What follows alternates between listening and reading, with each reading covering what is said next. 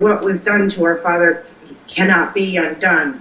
This wasn't like a stranger broke in my home and stole a ring. You know, they stole parts of my father, my family, my memories, all of it.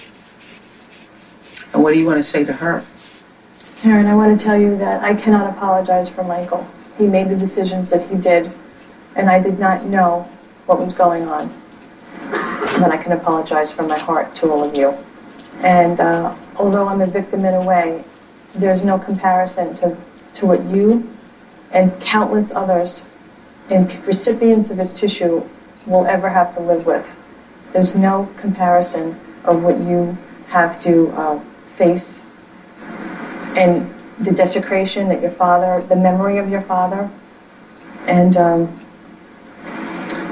the recipients, they have to live with the fear of not knowing if they're going to be sick the very next week because of Michael's crimes. Has he ever apologized? I believe that I wasn't at court, but I believe he did that in court. I'm not sure. Yeah. I believe he did. Michael is only sorry when he's caught. When he's caught.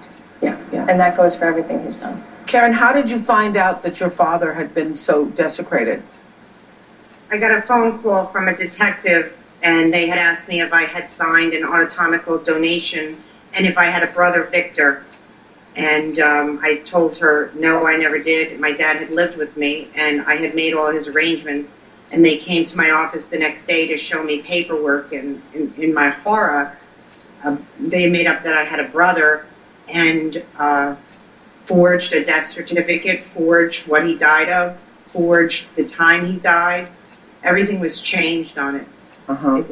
It was a hard thing to find out. Explain to us how that Michael was able to get your father's body then. How did that happen? Was he working with funeral homes?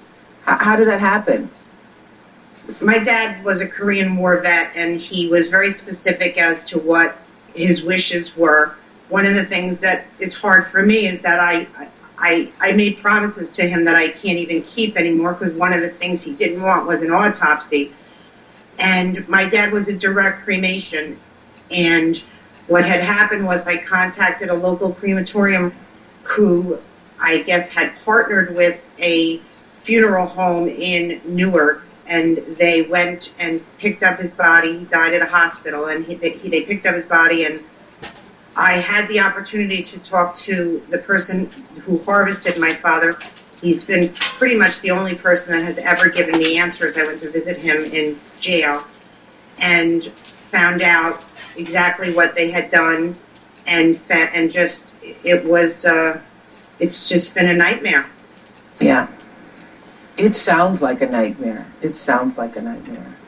And so we can only say, I'm sorry sounds so hollow and shallow, but we're all sorry that your family had to go through this. It sounds like a nightmare. We're sorry your family had to go through this. Somebody else was just charged doing this in North Carolina. Sounds like a nightmare. And somehow, on a federal level, we have to get laws changed so this doesn't happen ever again. And I think at that point, maybe I'll have practical closure, that I know I made some differences, that no other family has to go through this. No family should have to go through what we went through.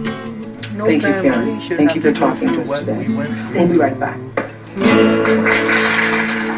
Next, how Barbara's husband explained his horrific crimes to his sons.